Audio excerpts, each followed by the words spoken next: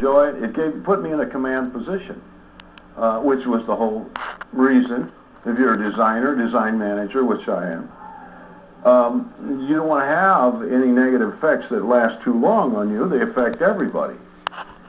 It was almost magical. Within a short period of 2 or 3 weeks' time, there was a considerable change in the office, in the movement of the office, in the flow of the office, in the business flow, in the cash flow.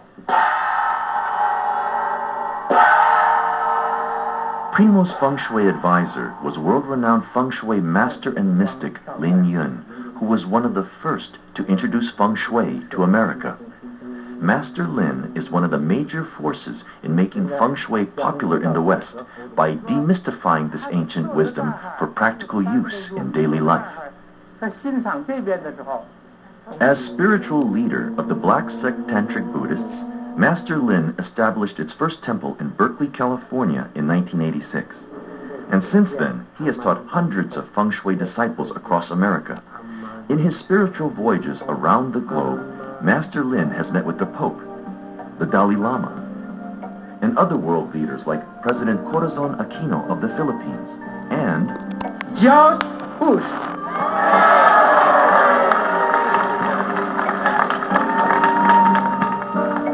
From the churches of Scotland to the financial monoliths of America, Master Lin is in great demand. In Taipei, he advised the Hyatt International Hotel, and after his Feng Shui recommendations, the hotel occupancy dramatically improved. There are different schools of Feng Shui. Master Lin teaches the Black Sect Tantric Buddhist school and passes on knowledge from his 50 years of Feng Shui practice. Black Sect Tantric Buddhism began 10,000 years ago in Tibet. When it spread to China, it incorporated aspects of China's culture like Taoism and Feng Shui. And when it migrated to the West, it assimilated ideas of modern science. Master Lin's spiritual training began at age 6 in Beijing, China, when he drew the attention of a Tibetan Lama. The Lama saw in him a special karma, a spiritual power so strong that he took Master Lin under his tutelage. There are various ways of looking at man. From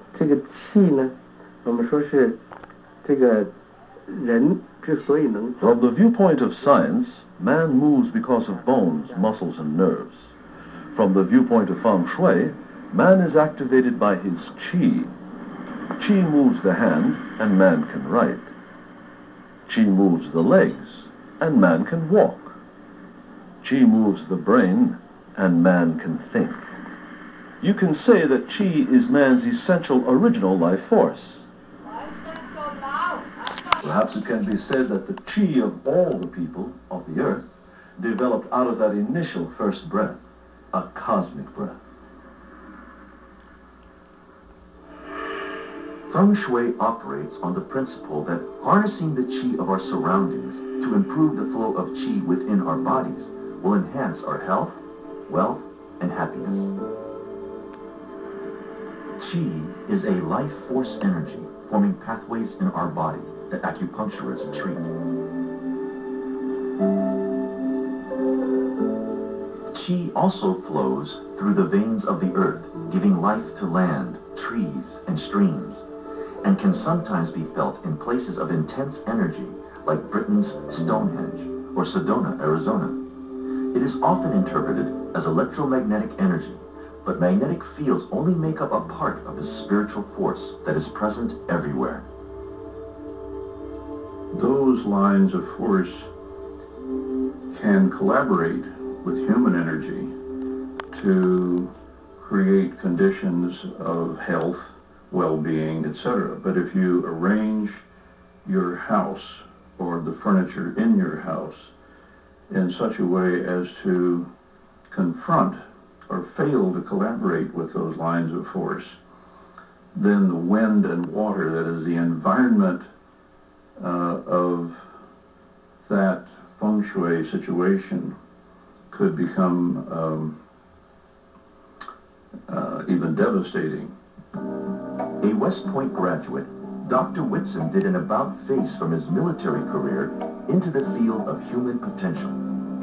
One of his many jobs today is an editor for A Course in Miracles, a learning guide for inner peace. His ideas about life changed after a Feng Shui experience with Master Lin 20 years ago.